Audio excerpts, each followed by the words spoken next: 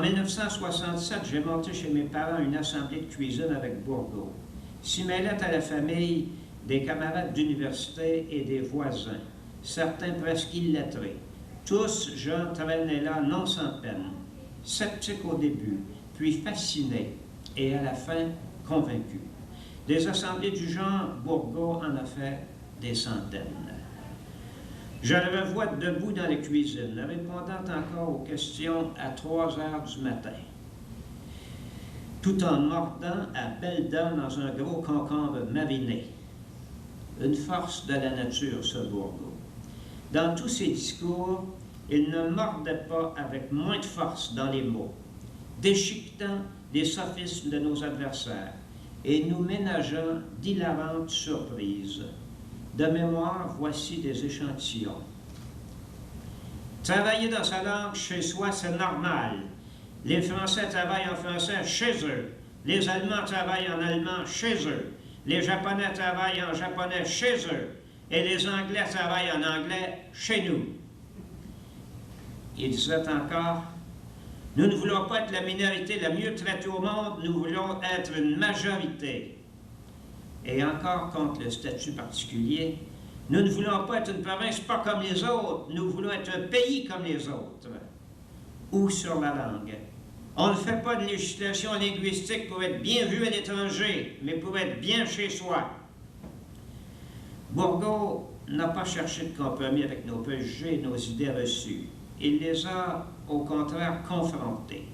D'autres dirigeants ont été portés par la vague indépendantiste. Bourgault, lui, a contribué à la créer. Pour ce faire, il a fait appel chez ceux et celles qui l'écoutaient à la capacité de se dépasser. Cette capacité, elle existe en chacun et chacune d'entre nous. Grâce à lui, beaucoup parmi nous ont appris que la vie a un sens. Elle a celui que nous lui donnons. Bien sûr, il y aura toujours des cyniques, des désabusés, des épais, les pieds rivés au sol pour trouver tout cela ridicule. Plus on vole haut, plus on paraît petit à ceux qui ne peuvent pas voler. Bourgault n'a été ni premier ministre, ni ministre, ni même député. Il a été bien plus que cela.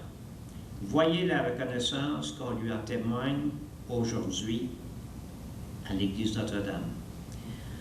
Bourgault disait qu'il ne craignait pas la mort, qu'une seule vie, c'est assez.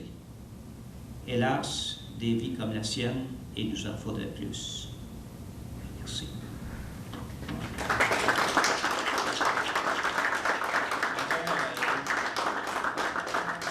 Une toute petite curiosité à vous montrer. J'ai fouillé dans mes dossiers, puis je n'ai pas trouvé grand-chose à l'époque du Ariane, mais j'ai trouvé ceci. C'est la liste des membres dans le comté de Saint-Henri en 1964. C'est écrit à la main, imaginez, ça montre les moyens très modestes qu'on avait. La liste était à la main. Elle a été reproduite par la technique qu'on appelait de la gélatine à l'époque, là. Et il y a là-dedans, moi j'étais vice-président, le président c'était Honoré Risoli, il y en a parmi vous, je pense, qui ont connu Honoré, qui est décédé il y a 7-8 ans, je crois, le militant de la Société Saint-Jean-Baptiste. Il y avait Jean-Marc Lafaille, qui est devenu plus tard président de l'Auto-Québec. Alors, il était dans l'argent aussi en masse à cette époque-là. Il était trésorier de RIN de Saint-Henri, avec 34 membres, contre 34 membres. Il y avait là-dedans, bon, des gens que certains d'entre vous ont connus. Je pense Jacques Brousseau doit être connu de certains parmi vous, qui était dans Repentigny, mais qui à cette époque-là, dans Repentigny, à la Société Saint-Jean-Baptiste, mais à cette époque-là habitait Saint-Henri. Et beaucoup de noms que moi je connais, que moi je me rappelle avec beaucoup d'affection, mais que sans doute la plupart d'entre vous n'ont pas connu.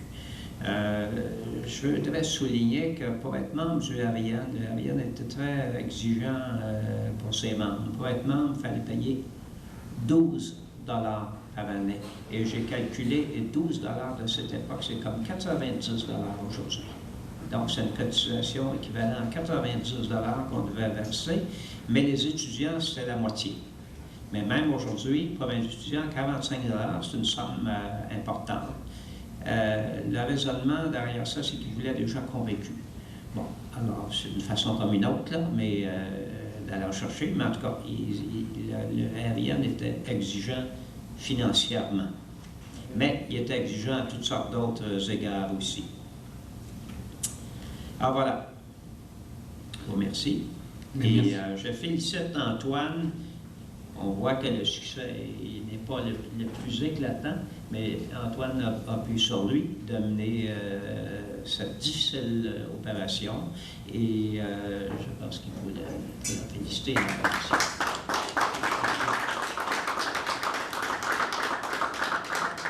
Je remercie M. Dorion encore une fois pour l'hommage très profond qu'il nous a présenté aujourd'hui. Et en s'ajoutant au verre dans lequel, c'est le verre d'eau dans lequel il peut boire, bien entendu, c'est une peinture qui n'est pas toxique. Je lui ai aussi préparé une autre forme de remerciement, celle-ci plus officielle, et je la lui remets tout de suite.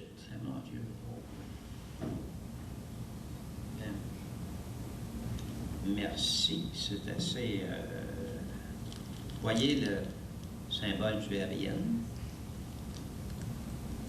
Puis ça.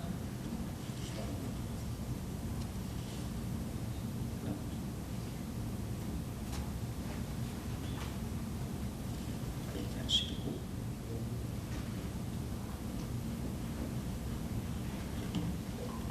Ah mon Dieu.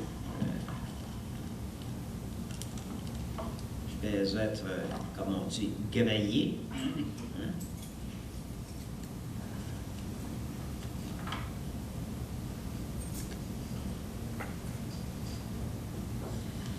C'est qu'Antoine a aussi des talents plastiques, d'art plastique que vous pouvez apprécier.